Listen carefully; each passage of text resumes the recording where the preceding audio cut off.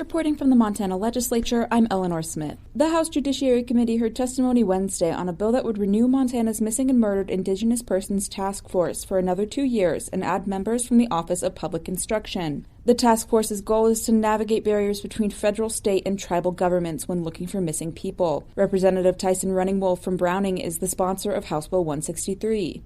As an elder once told me before, he said, we're not fighting hard enough for our women or our children. And I never understood what that meant, because I always thought it was a physical fight. Oh, I got to go down there and knock this person around to take care of my daughter or my sister or my wife or somebody or that.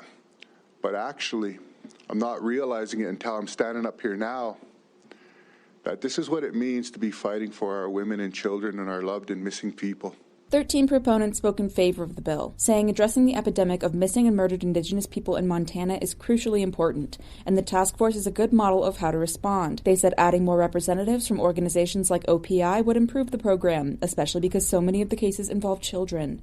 According to Dana Toole with the Department of Justice, who spoke as a proponent of the bill, the program's goals for 2022 are to increase the reporting of missing persons, improve tribal and community responses, and engage youth. Patrick Iwaki represented the Blackfeet tribe and spoke in favor of the bill. Please support the task force by providing the resources needed in this collaboration so important data can be collected, shared, and can be used for more effective and efficient budgeting, planning, legislation, and educational materials.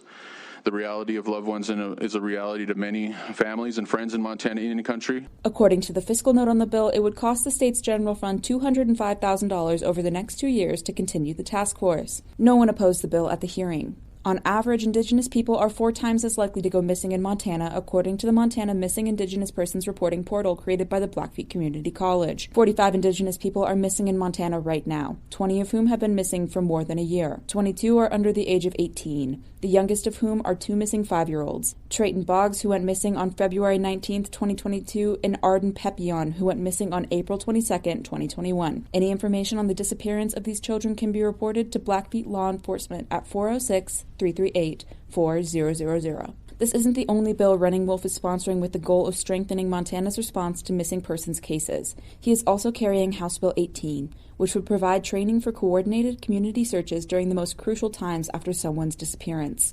Running Wolf says the 2 bills would work hand in hand to help find missing people as soon as possible.